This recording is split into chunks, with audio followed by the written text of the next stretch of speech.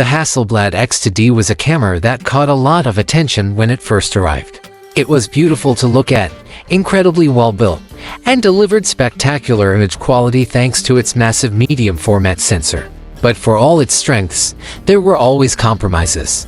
Autofocus was sluggish and sometimes frustrating.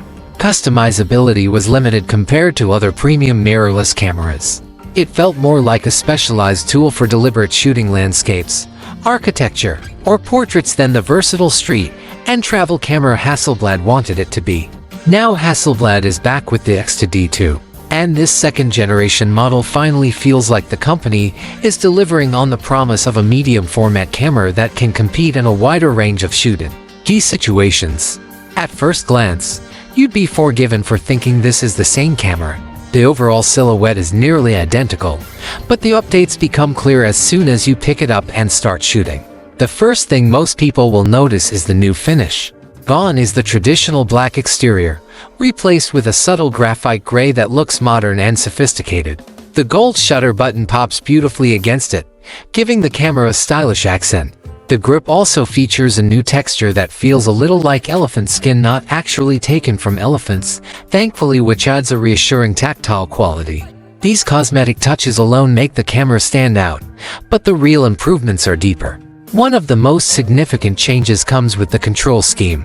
Hasselblad has clearly listened to photographers who wanted more flexibility and more ways to make the camera their own. The front dial now includes a push-in function that can be customized, while the rear grip houses a new dedicated quick menu button. But the star of the show is the 5-axis joystick on the back. This little addition makes a huge difference in usability. On the original X2D, changing the autofocus point meant reaching up and tapping the touchscreen, which forced you to break eye contact with the viewfinder. With the new joystick, you can keep your eye on the electronic viewfinder and nudge the focus point exactly where you want it. It also provides haptic feedback and has its own customizable press and action. It's the kind of feature that seems small on paper but dramatically improves the shooting experience in the real world. Speaking of displays, Hasselblad has refined both the VF and the rear LCD.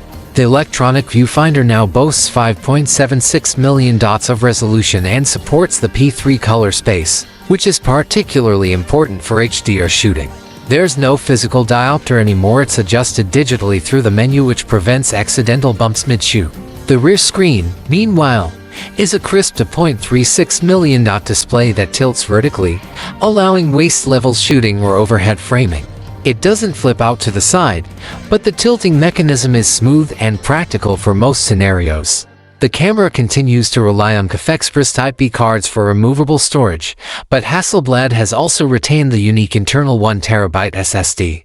This built-in drive isn't just a safety net if you forget your card at home, it's incredibly fast and reliable, and it means you'll never truly run out of space in the middle of a shoot. The attention to small details extends even to the port doors, which now use magnetic closures that snap satisfyingly into place and resist accidental openings. Battery life, however, takes a small step backward. The X2D could manage roughly 420 shots per charge, while the new X2D2 is rated at around 327. It's not a catastrophic difference, but the camera does seem to draw a little more power, probably due to the enhanced processing and stabilization systems. Anyone planning long days of shooting will want a few spares. In terms of shutter performance, Hasselblad continues to leverage the benefits of its leaf shutter system when paired with XCD lenses. This allows for shutter speeds up to 1/4000th of a second and full flash sync at any speed, making it an exceptional tool for portrait shooters working with strobes. Even when using relatively modest apertures like f4 or f5.6, the results are spectacular. The camera is capable of rendering stunning three-dimensionality and rich color, especially when paired with lighting gear. Inside, the X2D2 still uses the well-regarded 100-megapixel sensor of its predecessor, but Hasselblad has refined it. The base ISO now starts at 50 instead of 64, which squeezes out a tiny bit more dynamic range. A third of a stop may not sound like much, but when you're already working with around 15 stops, every improvement matters. Hasselblad claims up to 4 stops of additional range when shooting in their new HDR modes, though there are caveats on when these can be used. Stabilization is another area where Hasselblad has made real progress. Medium format sensors are incredibly demanding. Any movement can ruin the fine detail captured by 100 megapixels. The original X2D featured stabilization, but the X2D2 is vastly improved. Hasselblad claims up to 10 stops of correction in the center of the frame and 8 stops toward edges. In practical use, this makes a big difference. Handheld exposures as slow as 1/10 of a second now yield impressively sharp results, something that would have been unthinkable before. Multi-second exposures are possible too, though to truly maximize the sensor's resolution, a tripod is still recommended. Autofocus is perhaps the most crucial upgrade. The first-generation X2D was slow, hesitant, and often unreliable even with firmware updates that added face and eye detection. The new model adds subject detection modes, including pets and vehicles alongside faces and eyes. It's not lightning fast, it still hunts and occasionally lags, but it's far more dependable. The camera now recognizes heads, even when turned away, and transitions smoothly to eyes when visible. For portraits and casual street photography, this is a massive step forward. Hasselblad has incorporated both phase detection and LiDAR technologies to help refine performance, making the system far more competitive. One small trade-off comes in the form of continuous shooting. The burst rate drops slightly from 3.3 frames per second on the X2D to a flat 3 FPS on the new model. This isn't a camera for sports or high-speed action, but for portraits, landscapes, and general photography, it's adequate. Perhaps the most intriguing addition is Hasselblad's new HDR solution, dubbed Hasselblad Natural Color Solution HDR, or HNCS HDR. While smartphones have normalized HDR images that look closer to how our eyes perceive the world, dedicated cameras have been slower to embrace it in a meaningful way. The X2D pushes further by extending its color output to the P3 wide gamut. This means HDR pegs straight out of camera look vibrant and lifelike on compatible displays like iPhones, iPads, and modern monitors. Even RAW files support this expanded range, though to fully unlock it you'll need to process them through Hasselblad's proprietary Focus software. Adobe Lightroom can handle HDR JPGs, but the RAW workflow is still tied to Hasselblad's ecosystem. There are limitations. HDR isn't available in all modes, and using functions like bracketing or certain flash systems will disable it. But when everything aligns, the results are impressive.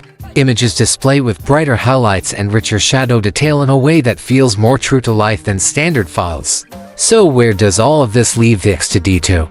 More than anything, it feels like Hasselblad has finally bridged the gap between the promise of the X system and the reality of using one.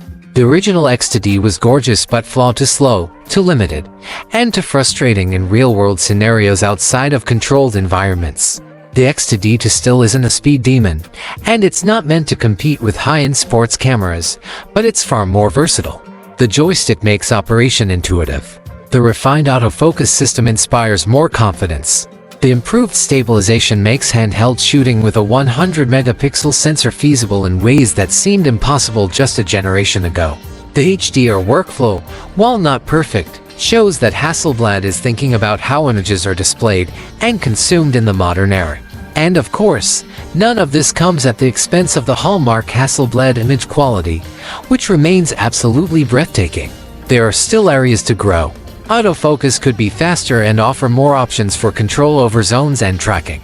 Burst rates are modest. Battery life could be better. But for most photographers, especially those interested in travel, portraiture, and fine art work, the X2D represents a giant leap forward. It's a camera that doesn't just look stunning hanging from your shoulder.